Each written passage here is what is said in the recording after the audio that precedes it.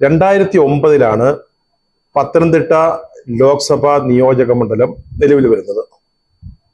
നേരത്തെ ഉണ്ടായിരുന്ന അടൂർ മണ്ഡലം, അതുപോലെ തന്നെ പീരുമേട്, തിരുവല്ല, ഇപ്പോഴുമുള്ള ഇടുക്കി, മാവേലിക്കര, ഈ ലോക്സഭാ മണ്ഡലങ്ങളിൽ നിന്ന് കുറെ നിയമസഭാ മണ്ഡലങ്ങൾ ചേർത്താണ് പുതിയ കോൺസ്റ്റിറ്റ്യുവൻസി രൂപവൽക്കരിച്ചത്. ഇപ്പോഴത്തെ അടൂരും കോന്നിയും നേരത്തെ അടൂർ ലോക്സഭാ മണ്ഡലത്തിലായിരുന്നു. തിരുവല്ലയും ആറന്മുളയും നേരത്തെ മാവേലിക്കര മണ്ഡലത്തിന്റെ ഭാഗമായിരുന്നു. റാന്നി, പത്തനംതിട്ട പണ്ട് പീരുമേട് എന്ന് പറയുന്ന ഒരു മണ്ഡലം ഉണ്ടായിരുന്നു, അതിന്റെ ഭാഗമായിരുന്നു. പിന്നീട് ഇടുക്കിയുടെ ഭാഗമായിരുന്നു. പൂഞ്ഞാറും കാഞ്ഞിരപ്പള്ളിയും കോട്ടയം ലോക്സഭാ മണ്ഡലത്തിന്റെ ഭാഗമായിരുന്നു. അങ്ങനെ പല ലോക്സഭാ മണ്ഡലങ്ങളിൽ നിന്ന് കാർവ് ചെയ്തെടുത്ത ഒരു പുതിയ മണ്ഡലങ്ങളിൽ ഒന്നായിരുന്നു പത്തനംതിട്ട നിയോജക മണ്ഡലം. വളരെ പ്രത്യേകതകളുള്ള ഒരു മണ്ഡലമായിട്ട് നമുക്കിതിനെ കാണാൻ പറ്റും. തിരുവിതാംകൂറിന്റെ ഒരു ആധ്യാത്മിക തലസ്ഥാനം എന്ന് വേണമെങ്കിൽ തിരുവല്ലയെ വിളിക്കാം. ശബരിമല പത്തനംതിട്ട മണ്ഡലത്തിലാണ്. റാന്നി അസംബ്ലി നിയോജക മണ്ഡലത്തിന്റെ ഭാഗമാണ് ശബരിമല. അതുപോലെ തന്നെ കെസ്വിക് കൺവെൻഷന് ശേഷം ഏറ്റവും വലിയ ക്രൈസ്തവ കൺവെൻഷൻ എന്ന് വിളിക്കപ്പെടുന്ന മാരാമൺ കൺവെൻഷൻ നടക്കുന്നത് ഇവിടെയാണ്. അതുപോലെ ചെറുകോൽപ്പുഴ ഹിന്ദുമത കൺവെൻഷൻ നടക്കുന്നത് പത്തനംതിട്ട മണ്ഡലത്തിലാണ്. മർത്തോമ സഭ, സെന്റ് തോമസ് ഇവാഞ്ചലിക്കൽ സഭ, ഇന്ത്യൻ പെന്തക്കോസ് സഭ മുതലായ ക്രൈസ്തവ സഭാ വിഭാഗങ്ങളുടെ ആസ്ഥാനം പത്തനംതിട്ടയിലാണ്. അങ്ങനെ ഒരു ആധ്യാത്മിക തലസ്ഥാനം എന്ന് വിശേഷിപ്പിക്കാവുന്ന ഒരു ലോക്സഭാ മണ്ഡലം കൂടിയാണ് പത്തനംതിട്ട. ന്യൂനപക്ഷത്തിനും ഭൂരിപക്ഷത്തിനും ഏതാണ്ട് തുല്യ പ്രാധാന്യവും തുല്യ സ്വാധീനവുമുള്ള ഒരു മണ്ഡലം കൂടിയാണ് പത്തനംതിട്ട. ഒരുപക്ഷെ തിരുവിതാംകൂർ ഭാഗത്തെ പ്രവാസി മണ്ഡലമായിട്ട് ഇതിനെ വിശേഷിപ്പിക്കാം. യൂറോപ്യൻ രാജ്യങ്ങളിലും അമേരിക്കയിലും കാനഡയിലും ഓസ്ട്രേലിയയിലും ഗൾഫ് രാജ്യങ്ങളിലും ഈ പ്രദേശത്തു നിന്നുള്ള നിരവധി ചെറുപ്പക്കാർ, ലക്ഷക്കണക്കിന് ചെറുപ്പക്കാർ ജോലി ചെയ്യുന്നുണ്ട്. ഇവിടുത്തെ സമ്പദ് വ്യവസ്ഥയുടെ ഒരു പ്രത്യേകത തന്നെ വിദേശ പണമാണെന്ന് നമുക്ക് പറയേണ്ടി വരും. ഒരു വിദേശ സമ്പദ് വ്യവസ്ഥയുടെ ഒരു കൊച്ചു പതിപ്പുകളാണ് പത്തനംതിട്ടയിലെ പല മണ്ഡലങ്ങളും എന്ന് വേണമെങ്കിൽ നമുക്ക് പറയാൻ സാധിക്കും. അതുപോലെ ധാരാളം മൈഗ്രേഷൻ നടക്കുന്നതും ഈ മണ്ഡലത്തിൽ നിന്നാണ്.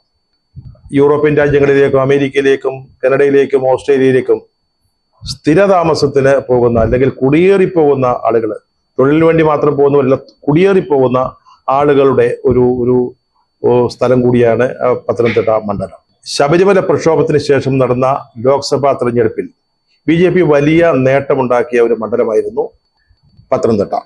അന്ന് അവിടെ മത്സരിച്ചത് ഇപ്പോൾ BJPയുടെ സംസ്ഥാന പ്രസിഡന്റായ, ഇപ്പോൾ വയനാട് മണ്ഡലത്തിൽ മത്സരിക്കുന്ന K.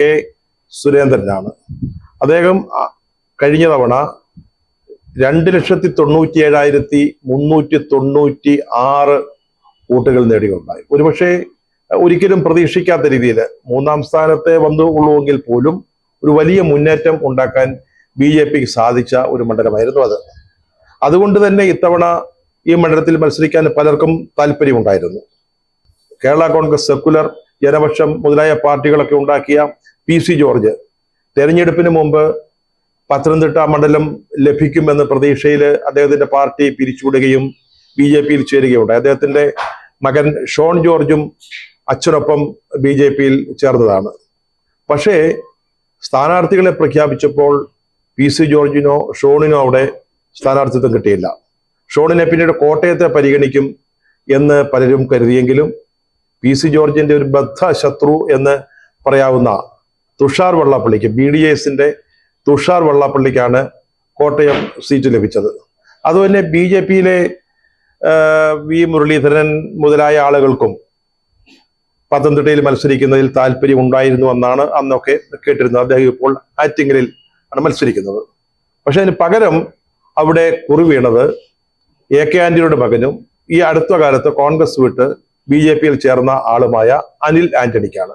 അനിൽ ആന്റണിയാണ് ഇപ്പോൾ അവിടെ BJP സ്ഥാനാർത്ഥിയായിട്ട് മത്സരിക്കുന്നത്. അദ്ദേഹം അവിടെ പ്രചാരണത്തിന് വരുമ്പോൾ PC ജോർജിനെ പോയി കാണുകയും അദ്ദേഹത്തിനുള്ള ചില വിഷമങ്ങളും അല്ലെങ്കിൽ ആശങ്കകളും ഒക്കെ മാറ്റാൻ ശ്രമിക്കുകയൊക്കെ ചെയ്തിരുന്നു. അദ്ദേഹമാണ് ഇപ്പോൾ BJPയുടെ സ്ഥാനാർത്ഥി.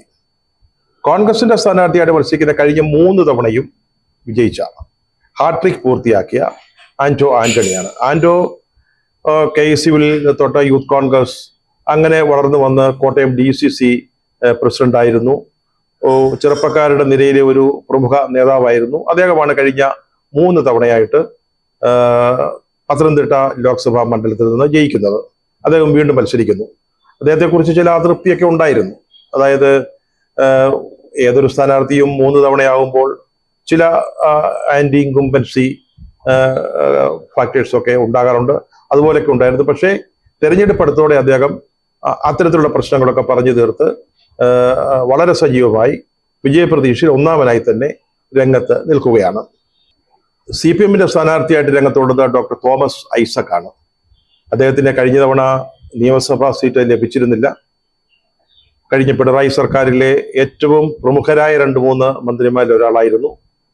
കിഫ്ബി പോലുള്ള പ്രശ്നങ്ങളിലൊക്കെ ചില വിവാദങ്ങളിൽ പെട്ടെങ്കിലും നമ്മുടെ സാമ്പത്തിക സ്ഥിതിയിലാക്കിയത് തോമസ് ഐസക്കിന് ഒരു പങ്കുണ്ട് എന്നൊക്കെയുള്ള ആരോപണങ്ങൾ ഉണ്ടെങ്കിലും കഴിഞ്ഞ മന്ത്രിസഭയിലെ പ്രധാനികളിൽ ഒരാളായിരുന്നു അദ്ദേഹം. പക്ഷെ അദ്ദേഹത്തിന് മത്സരിക്കാൻ അവസരം കിട്ടിയില്ല. ഇപ്പോൾ സംസ്ഥാന രാഷ്ട്രീയം വിട്ട് ദേശീയ രാഷ്ട്രീയത്തിൽ അദ്ദേഹത്തിന്റെ ഭാഗ്യം പരീക്ഷിക്കാനുള്ള അവസരമാണ് പത്തനംതിട്ടയിൽ അദ്ദേഹത്തിന് ലഭിച്ചിരിക്കുന്നത്.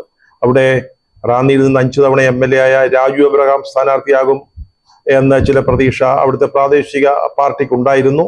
അദ്ദേഹത്തിന്റെ പേര് വളരെ സജീവമായിട്ട് ചർച്ച ചെയ്യപ്പെട്ടിരുന്നു. പക്ഷേ അവസാന നിമിഷത്തിൽ രാജു എബ്രഹാമിനെ ഒഴിവാക്കി തോമസ് ഐസക് സ്ഥാനാർത്ഥിയായിട്ട് വരികയാണ് ചെയ്തത്. സാമുദായിക സമവാക്യങ്ങൾ തങ്ങൾക്ക് അനുകൂലമായി പ്രയോജനപ്പെടുത്താനാണ് ഇപ്പൊ ഈ 3 മുന്നണികളും അല്ലെങ്കിൽ കോൺഗ്രസും CPMഉം BJPയും ശ്രമിച്ചുകൊണ്ടിരിക്കുന്നത്. ഇപ്പോൾ ഇവിടുത്തെ ഒരു പ്രത്യേകത 3 ക്രൈസ്തവ സമുദായത്തിൽപ്പെട്ട സ്ഥാനാർത്ഥികൾ മത്സരിക്കുന്നു എന്നുള്ളതാണ്. കഴിഞ്ഞ തവണ BJPക്ക് അനുകൂലമായ ഒരു ഘടകം അവിടെ സുരേന്ദ്രൻ മത്സരിച്ചു എന്നുള്ളതായിരുന്നു. അതുകൊണ്ടാണ് 3 ലക്ഷത്തിനടുത്ത് വോട്ട് അദ്ദേഹത്തിന് നേടാൻ സാധിച്ചത്. ശബരിമല പ്രശ്നത്തിന്റെ ഒരു പശ്ചാത്തലം അവിടെ ഉണ്ടായിരുന്നു. അത് കൂടുതൽ വോട്ടുകൾ BJPക്ക് കിട്ടുന്നതിന് സഹായകരമാവുകയും ചെയ്തിട്ടുണ്ട്. ഇപ്പോൾ അവിടുത്തെ ന്യൂനപക്ഷ പ്രത്യേകിച്ച് ക്രൈസ്തവ ന്യൂനപക്ഷത്തിന്റെ പിന്തുണ പ്രതീക്ഷിച്ചാണ് AK ആന്റണിയുടെ മകൻ ആയ അനിൽ ആന്റണിയെ അവിടേക്ക് മത്സരിപ്പിച്ചിരിക്കുന്നത്. പക്ഷേ അനിൽ ആന്റണിയെ സംബന്ധിച്ചിടത്തോളം രാഷ്ട്രീയത്തിലൊരു തുടക്കക്കാരനാണ്. അദ്ദേഹം കോൺഗ്രസിലായിരുന്നപ്പോൾ KSUവിലോ യൂത്ത് കോൺഗ്രസിലോ മറ്റേതെങ്കിലും പോഷക സംഘടനകളിലോ പ്രവർത്തിച്ചൊരു പരിചയമില്ല. ഒരു പുതിയ ആൾ എന്നുള്ള ഒരു പ്രതീക്ഷയാണ് ഇപ്പോൾ അദ്ദേഹത്തിനുള്ളത്. പക്ഷേ അദ്ദേഹം ഈ തെരഞ്ഞെടുപ്പിൽ ജയിക്കും. കേന്ദ്രത്തിൽ BJP അധികാരത്തിൽ വരികയാണെങ്കിൽ നരേന്ദ്രമോദി സർക്കാരിൽ ഒരു അംഗത്വം ലഭിക്കുമെന്നൊക്കെയാണ് പ്രതീക്ഷിക്കുന്നത്. പക്ഷേ കേരളത്തിൽ നിന്ന് തന്നെ ജയിച്ചുപോയി അവിടെ മന്ത്രിയാകാൻ വേണ്ടി ധാരാളം പേര് ക്യൂ നിൽക്കുന്നുണ്ട്. രാജീവ് ചന്ദ്രശേഖരൻ അല്ലെങ്കിൽ V മുരളീധരൻ ഇവരൊക്കെ നിൽക്കുമ്പോഴാണ് ഇത്തരത്തിലുള്ള ഒരു പ്രതീക്ഷ അല്ലെങ്കിൽ ഒരു സ്വപ്നം അനിൽ ആന്റണിയോട് ചേർന്ന് നിൽക്കുന്നവരും മണ്ഡലത്തിൽ പ്രചരിപ്പിക്കുന്നത്. ഇവിടെ തോമസ് ഐസക് എങ്ങനെ സാമുദായിക വോട്ടുകൾ ലക്ഷ്യമിടുന്നു എന്ന് പറയാൻ പറ്റുന്നില്ല. അവിടെ കൃത്യമായിട്ട് LDFന് ലഭിക്കേണ്ട വോട്ടുകളുണ്ട്. ആ വോട്ടുകൾ സമാഹരിക്കുക എന്നുള്ളതാണ് അദ്ദേഹത്തിന്റെ ലക്ഷ്യം.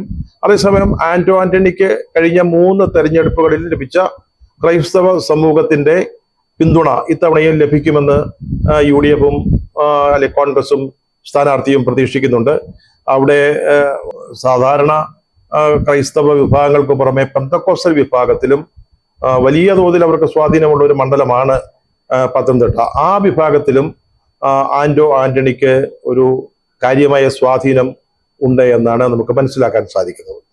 കഴിഞ്ഞ 2 നിയമസഭാ തെരഞ്ഞെടുപ്പുകളിലെയും ലോക്സഭാ തെരഞ്ഞെടുപ്പിലെയും കണക്കുകൾ UDFനും LDFനും അനുകൂലമാണ്.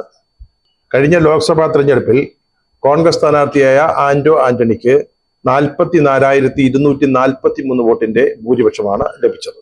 2019 നിയമസഭാ തെരഞ്ഞെടുപ്പിൽ അടൂരൊഴികെ ബാക്കി 6 നിയമസഭാ മണ്ഡലങ്ങളിൽ UDF ജയിച്ചത്. പക്ഷേ 2021 മുഴുവൻ സീറ്റുകളിലും 7 സീറ്റുകളിലും LDF ആണ് ജയിച്ചിരിക്കുന്നത്. LDFന് ഒട്ടാകെ 80,874 വോട്ടിന്റെ ഭൂരിപക്ഷവും ഈ 7 അസംബ്ലി മണ്ഡലങ്ങളിലായിട്ട് ഉണ്ട്. എന്തായാലും കഴിഞ്ഞ വട്ടം സുരേന്ദ്രൻ കൊണ്ടുവന്ന ഒരു മാറ്റം ഏതാണ്ട് 3 ലക്ഷത്തിനടുത്ത് വോട്ട് നേടിക്കൊണ്ട് ഉണ്ടാക്കിയ ഒരു നേട്ടം, അത് ഈ പത്തനംതിട്ട മണ്ഡലത്തെ ഒരു ഈ BJPയുടെ A ക്ലാസ് മണ്ഡലം എന്ന ലെവലിലേക്ക് ഉയർത്തിയിട്ടുണ്ട്. വളരെ ശക്തമായ ത്രികോണ മത്സരമാണ് ഇവിടെ നടക്കുന്നത്. ജയിക്കാൻ നല്ലതുപോലെ വിയർപ്പൊഴുക്കേണ്ടി വരും ഈ 3 മുന്നണികൾക്കും 3 സ്ഥാനാർത്ഥികൾ.